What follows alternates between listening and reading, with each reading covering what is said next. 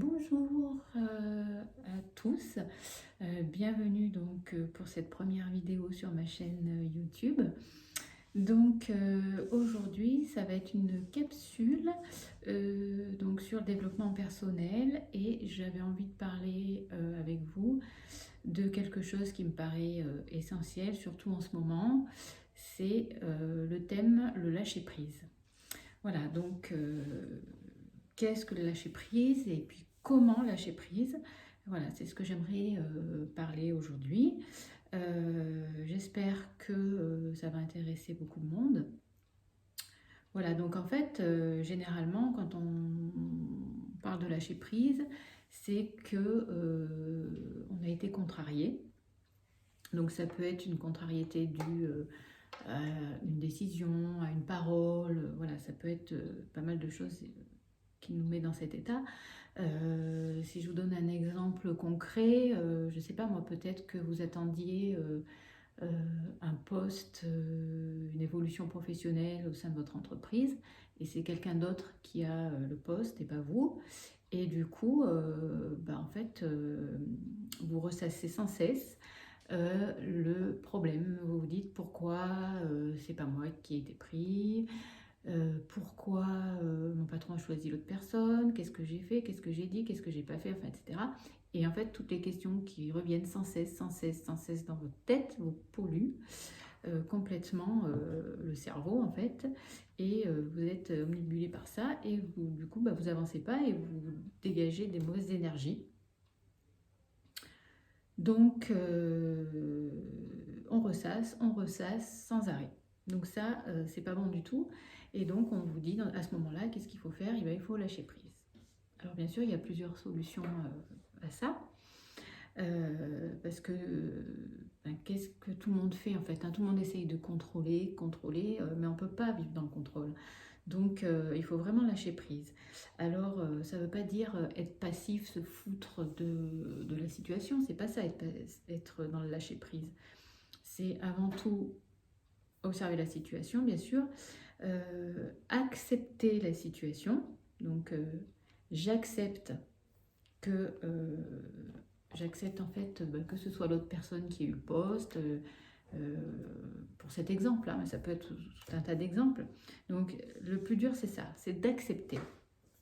Donc on va prendre du recul, de la distance par rapport à ce qui s'est passé et s'adapter à sa nouvelle situation. Mais bien sûr c'est pas évident. Donc ce qu'il faut faire, du moins le conseil que je peux donner, c'est méditer. Donc méditer, c'est ce qui permet justement de chasser toutes ces pensées qui viennent sans arrêt nous polluer l'esprit. Donc, alors il y a plein d'exercices qui existent sur YouTube, de méditation, qui sont très bien faits. Il y a des livres, enfin voilà, il y a tout un tas de choses qui puissent exister. Il y a la sophrologie, voilà, donc c'est tout se rejoint, hein, la cohérence cardiaque. Donc tout ça, ça va vous apprendre à respirer, à faire le vide dans sa tête, c'est-à-dire à plus penser à toutes ces idées qui nous viennent à l'esprit, hein, parce qu'au départ, quand on commence à méditer, c'est vrai que dès qu'on se pose, qu'on ferme les yeux, et on a notre cerveau est rempli de 10 000 questions, quoi.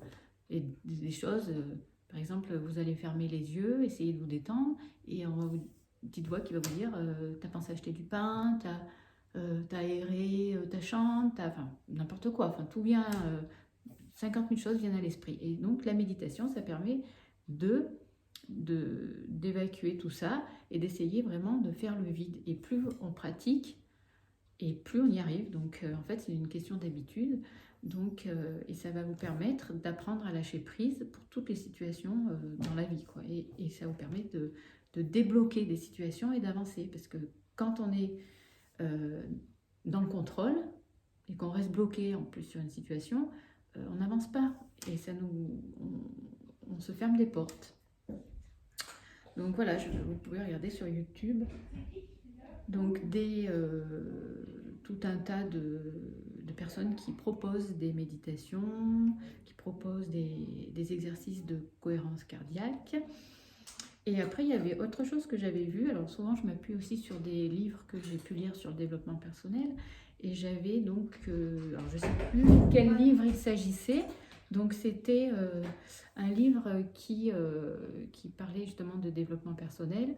Et il y avait entre autres l'appareil photo dans la tête. Je me souviens de ça, j'avais trouvé ça plutôt sympa.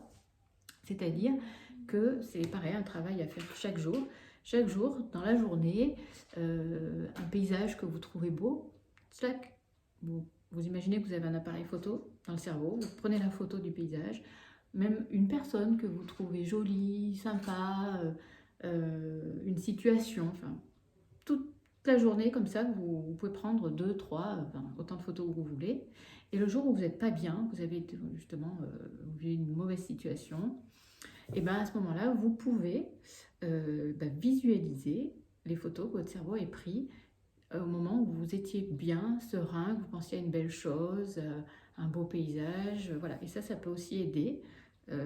Voilà, ça, plus la méditation, plus la respiration, c'est comme ça que vous pourrez lâcher prise.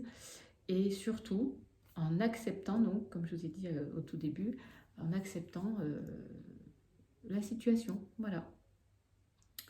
Donc, bon, c'est une petite vidéo, une première. J'espère que du coup, ça pourra éclairer certaines personnes qui ont du mal avec le terme lâcher prise. Et puis, que ça peut aussi aider à quel point c'est important, justement. Et si on veut débloquer des situations et avancer, voilà, il n'y a pas le choix. De toute façon, c'est important aujourd'hui de lâcher prise. Donc, attention, je répète, lâcher prise, ce n'est pas laisser tomber, s'en foutre, être passif, du tout. C'est accepter et avancer. Donc, pour accepter, on fait le vide dans sa tête, voilà. Et bien, écoutez, je vous remercie de m'avoir écouté. Vous pouvez mettre des commentaires si vous le souhaitez. Et puis, je pourrai revenir à l'occasion sur ce sujet. On pourra aussi en évoquer d'autres. Donc, je m'appuie sur les livres aussi donc, de Lise Bourbeau. Alors, je ne fais pas sa promotion, mais par exemple celui-ci, La puissance de l'acceptation, ça peut aider aussi justement, qui est très très bien. Et ensuite, on pourra faire sur d'autres vidéos des tirages de cartes sur les 5 blessures, justement. Comment guérir des... Ah, j'ai le chat qui veut jouer avec le téléphone. Donc, ces cartes qui s'appellent les guérisons des 5 blessures. Donc, c'est toujours de Lise Bourbeau. Et je le trouve très intéressant. Donc, il est en complément, bien sûr, du livre, des 5 blessures qui empêchent d'être soi-même. Et il a pour objectif principal, donc, d'aider à mettre en pratique les suggestions de Lise Bourbeau pour accélérer le processus de guérison des blessures. Donc, je le ferai voir lors d'une vidéo. J'expliquerai un petit peu en quoi il consiste. Et on pourra tirer ensemble, ça sera du général, une carte pour guérir d'une blessure. Voilà, je vous remercie tous et je vous souhaite de passer une bonne journée. À bientôt, au revoir.